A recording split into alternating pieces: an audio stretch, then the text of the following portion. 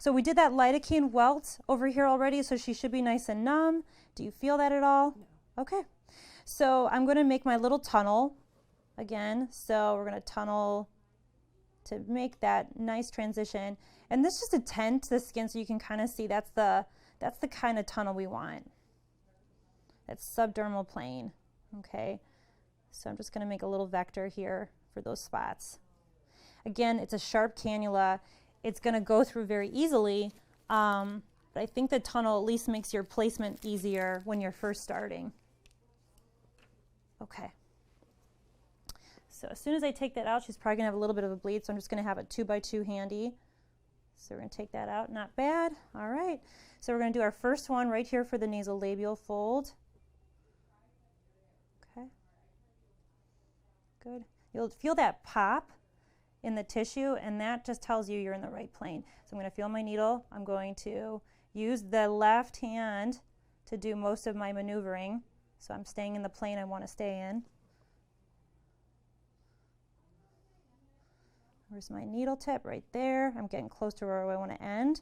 Perfect. I'm going to exaggerate and pull out.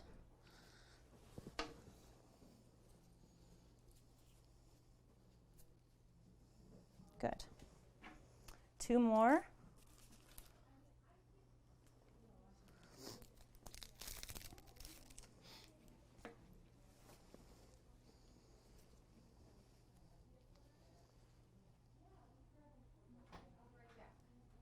I'm trying to find my holes right there. Perfect. Okay. I'm going down.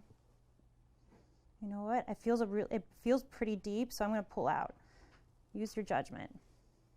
Okay. So what happened there is I can tell my plane right there was a little too deep, and the cannula is halfway in there, but that's okay. I'm just going to put one right next to it. Better to be safe than sorry, because I would have struggled the whole way down there. So if something doesn't feel right, you can't pull it out and start again. That barb is like now, just that barbed thread is like right there, and that's fine. I'm just going to go right next to it.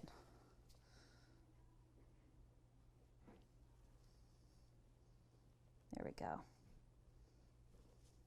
So again, I'm going to use this left hand to do my maneuvering.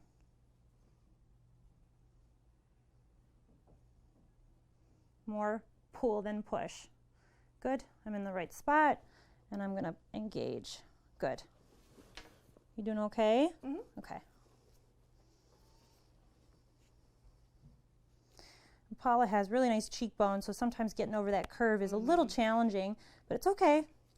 We like the challenge. These always catch on your gauze. But I'm going to keep that there. I'm going to get one more thread.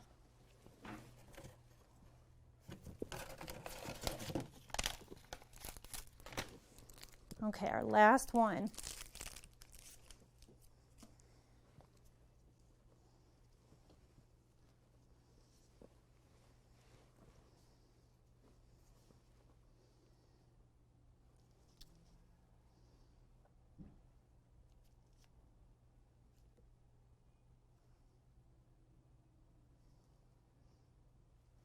Hang on, it's a little too much blood sometimes to see where your hole's at.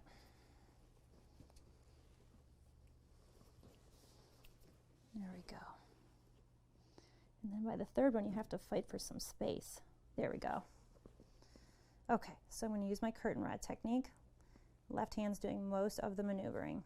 Feel where my thread's at, the tip's right there. Good. Let my left hand do most of the work.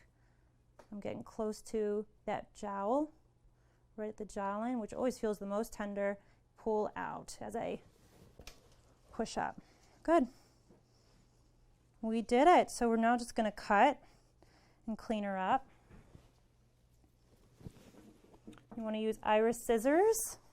Again, pull up and tent right next to the skin, and then you'll have a nice clean cut.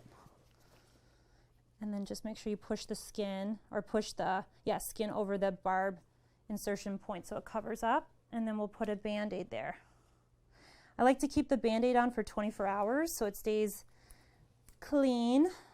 And then usually their aftercare It's important that they don't do any heavy sweating kind of jostling activity for at least 3 days. We tell them really a week, but it's important. Those first 3 days are really important. These arnica patches can help with swelling and some of the recovery, and obviously we want the patient to call if there's any questions or concerns, if there's any significant bruising, but she did really well.